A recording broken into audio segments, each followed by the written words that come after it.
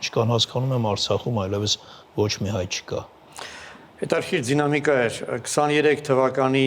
նոյեմբերին, եթե չեմ սխալվում, Արցախ էր այցելել Ադրբեջանին հավատարիմ պետությունների դիվանագետներից բաղկացած առաքելություն, որը հայտարարել էր, որ Արցախում ապրում է ավելի քան 50 հայ։ Ամիսներ անց Արցախի նախկին պետնախարար Արտակ Բեկլարյանը ասել էր, որ իրենց տեղեկությունների համաձայն 40 հայ է մնացել։ Դրանից հետո Արցախի օմբուդսմեն Գեգամ Ստեփանյանը վկայակոչելով սեփական տեղեկացված աղբյուրները, ասում էր, որ 20 հայից ոչ ավել է մնացել Արցախում։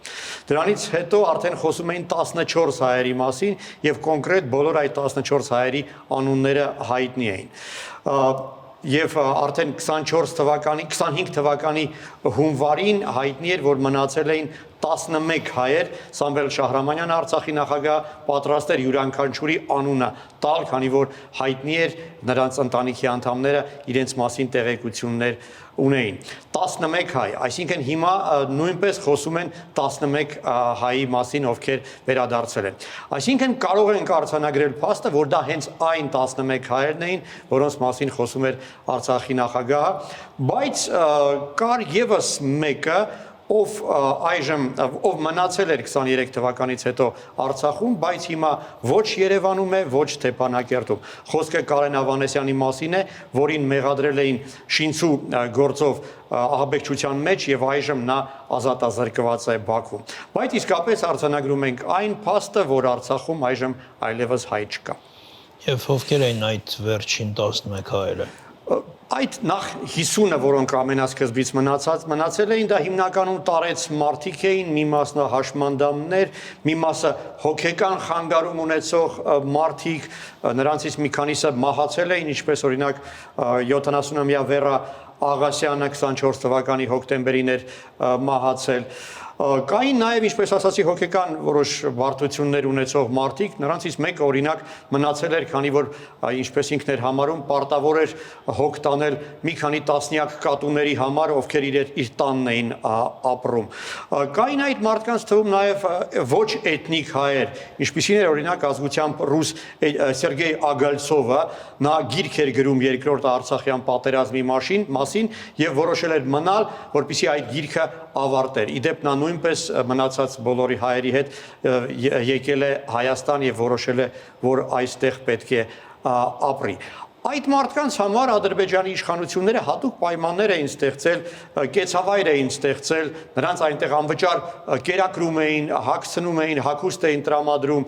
այսինքն այդ մարդիկ իրենց պետք էին, քանի որ նրանցից մի քանիսը առնվազն համաձայնվել էին ծառայել ադրբեջանական քարոզչությանը։ Դրանք հարցազրույցներ էին տալիս, պատմում էին, որ այդ ամենում ինչ տեղի ունեցավ, հայերն են մեղավոր, որ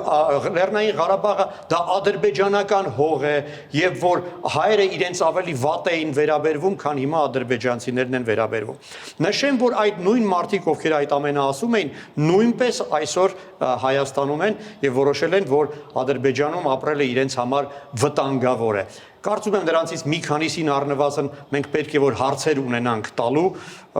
ոչ ավելին, համենայն դեպս հարցեր ունեմ տալու։ Բայց ինչն է հետաքրքիր, օրինակ ամերիկացի լրագրող Լինսի Ստելա հետաքննություն էր անցկացրել եւ պարզել էր, որ այդ մարդկանցից առնվազն մի քանիսը ստիպված էին այնտեղ մնալ, քանի որ իրենց տեղաշարժվելու իրավունքը սահմանափակված է։ Մասնավորապես պարզել է, որ մի քանիսից ուրեմն վերցրել էին իրենց հայկական անձնագրերը, սակայն ադրբեջանական անձնագրեր չէին տրամադրել, որպեսզի իրենք չկարողանան տեղաշարժվել։ Նաև ոստիկաններն էին մշտապես վերահսկում իրենց տեղաշարժելու հնարավորությունը սահմանափակելով։ Այսինքն իրենց պետք էին որպես պատանդ կամ որպես մարդիկ, ովքեր ստիպված կլինեն ծառայեն քարոզչությանը։ Արդյոք մի ժամանակ Ադրբեջանը չէր թողնում այդ մարդիկ տեղափոխվեին, հիմա ինչ փոխվեց։ Հավանաբար նրանք այլևս իրենց պետք չէին, ինչ որ քարոզչական այսպես բաներ է փոխվել, այսինքն իրավիճակ է փոխվել, քարոզչությունը կարիքը չունի էլ այդ մարդկանց եւ կարծում եմ իրենց պարզապես խորհուրդ են տվել լքել Լեռնային Ղարաբաղի սահմանները եւ այդ կապակցությամբ կարծում եմ շատ կարեւոր ազդակ էր այն, ինչ տեղի ունեցավ անցած տարվա աշնանը, երբ Արցախի բնակիչ Կարեն Ավանեսյանին շինցու մեղադրանք ուրեմն ներկայացրեցին, մեղադրեցին նրան զինված հարձակման մեջ, ահաբեկչության մեջ եւ 16 տարվա ազատազրկման դատապարտեցին։ Կարծում եմ դա ազդակ էր այն մասին, որ հայերը այլևս Լեռնային Ղարաբաղում անելիք չունեն եւ կարող են մնացածները եւս, եթե չեն ցանկանում, որ իրենց Կարեն Ավանեսյանի ճակատագիրը ունենալ, ժամանակն է լքեն իրենց տները։ Եվ դա նաեւ լավ առիթ էր մտածելու այն մասին, թե ինչ կարող էր լինել Արցախի հայերի հետ, եթե նրանք որոշեին մնալ Արցախում կամ ինչ կլինի Արցախի հայերի հետ, եթե նրանց մի մասը որոշի վերադառնալ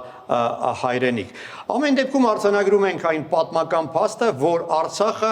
որի տարածքում հայերը առնվազն 2200 տարի մեծամասնություն են եղել, այժմ ամբողջովին եւ վերջնականապես հայաթափված է եւ գեթ մեկ հայ չկա այլևս Արցախում։